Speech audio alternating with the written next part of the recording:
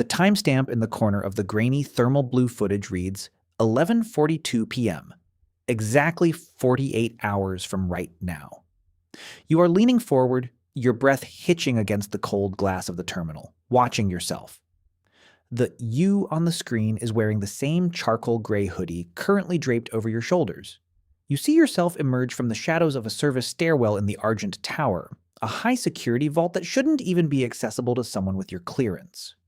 You watch, paralyzed, as you pull a suppressed 9mm handgun from your waistband and chamber around with a mechanical, practiced flick of the wrist. This isn't a premonition. It isn't a dream. This is the pre-incident forensic stream, a classified feed piped directly from the city's predictive neural network. You shouldn't be in this room. You shouldn't have this decrypted keycard. But here you are, a low-level data analyst staring at the high-definition recording of a murder you haven't committed yet. On the screen, the future you reaches a heavy, reinforced biometric door. You watch your own hands, the ones currently trembling on the desk, operate a laser cutter with surgical precision. The feed is silent, which makes the violence feel inevitable, like a ballet. A security guard, a man you recognize as Arthur from the morning shift, rounds the corner. You don't hesitate. The future you raises the weapon and fires twice. Arthur collapses like a puppet with cut strings. You recoil from the monitor, your chair scraping harshly against the linoleum. The silence of the server room feels heavy, pressurized. You check your watch, 11:44 p.m. The countdown has begun. You have 47 hours and 58 minutes before you become a killer. You try to rationalize it. It's a glitch. The algorithm is hallucinating, but the pre-incident system has a 99.8% accuracy rating. It doesn't just predict, it observes the convergence of probability. It sees the microscopic stressors in your life, the hidden debt in your bank account, the simmering resentment toward the corporate machine, and it calculates the breaking point. The footage isn't a warning. To the system, it's a historical record of a future event. You leave the room, your heart a frantic bird in your chest. Every person you pass in the hallway feels like a witness to a crime you haven't done. You see Arthur at the water cooler. He smiles at you, a genuine tired crinkle at the corners of his eyes. "Late night, kid?" he asks. You can't speak. You see the exact spot on his chest where the thermal blue heat signature blossomed in the footage.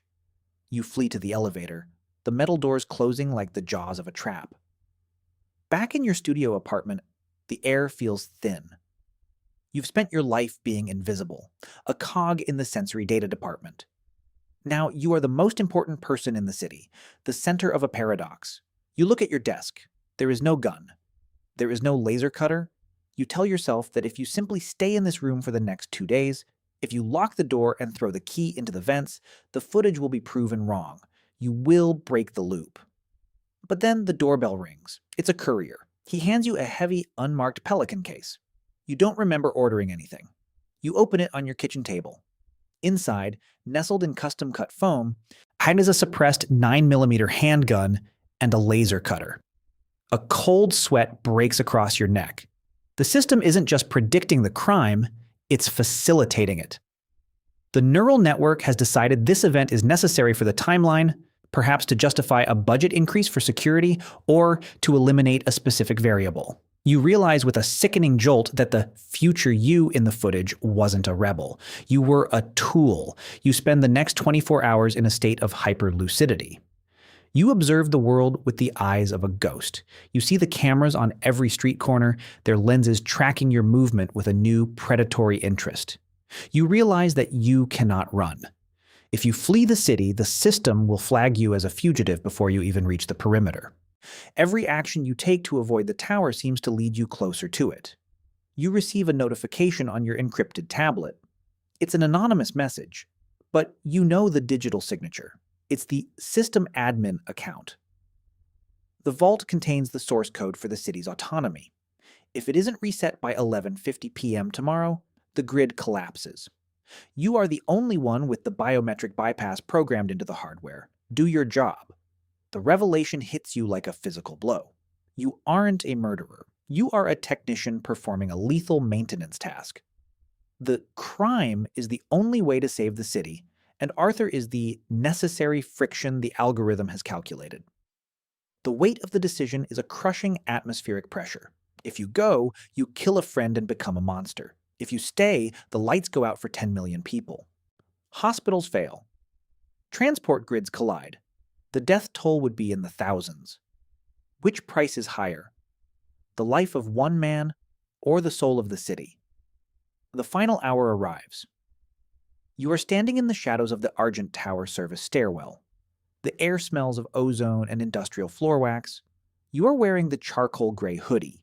You feel the weight of the 9mm in your waistband. It feels like it belongs there. You are no longer fighting the footage. You are inhabiting it. You reach the biometric door. Your movements are fluid, almost automatic. You are a passenger in your own body, watching your hands perform the laser cut exactly as you saw on the terminal 48 hours ago. The metal glows orange, then white. The smell of scorched steel fills your lungs. Then, you hear the footsteps. Arthur rounds the corner. He looks exactly as he did in the thermal feed. Tired, holding a half-finished cup of coffee. He sees you. He sees the mask. He doesn't see a friend. He sees a threat. "Hey, stay where you are," he shouts, reaching for his radio. This is the point of maximum intensity. This is the moment where the you of the present meets the you of the footage. The gun is in your hand. The barrel is steady. The crosshairs of destiny are centered on a man who once lent you $5 for the vending machine. Your finger is on the trigger. You realize that the system didn't force you here. It just knew that when faced with the end of the world, you would choose to be the villain. You would choose the blood on your hands over the darkness in the streets. You fire. The sound is a dull thud, suppressed and clinical. Arthur falls. The coffee cup shatters, a brown stain spreading across the white tile like an ink blot test. You don't feel like a hero. You don't even feel like a criminal. You feel like a ghost completing a haunting. You move past him, swiping your card through the final vault door. Inside, the servers hum with a celestial, indifferent light. You perform the reset. You save the city. The lights in the skyscrapers across the skyline flicker once, then stabilize, burning brighter than ever before. You walk out of the building through the main entrance. The police are already there, but they don't arrest you. They don't even look at you. They are busy securing the perimeter, discovering the body of a guard killed by an unknown intruder who has already been scrubbed from the digital record. You walk home in the cool night air. You pass a digital billboard. It shows a live feed of the city, sparkling and vibrant. You see yourself in the reflection of a shop window. You look exactly the same, but your shadow feels heavier, darker, as if it's made of lead. You realize the ultimate secret of the pre-incident forensics. The footage doesn't show the future because it's inevitable. It shows the future because once you've seen what you're capable of, you no longer have the will to be anyone else. The sun begins to rise, casting long, sharp shadows over the silent streets. You reach your apartment and sit at your desk. You open the terminal. You log back into the feed. You scroll forward. You look for the next timestamp. You look for the next version of yourself. The screen remains blank, a vast and terrifying empty canvas. You are no longer a prediction. You are the author now. And the page is waiting for the first drop of ink. The cursor blinks in the dark, and for the first time in your life, you are truly afraid of what you might do next.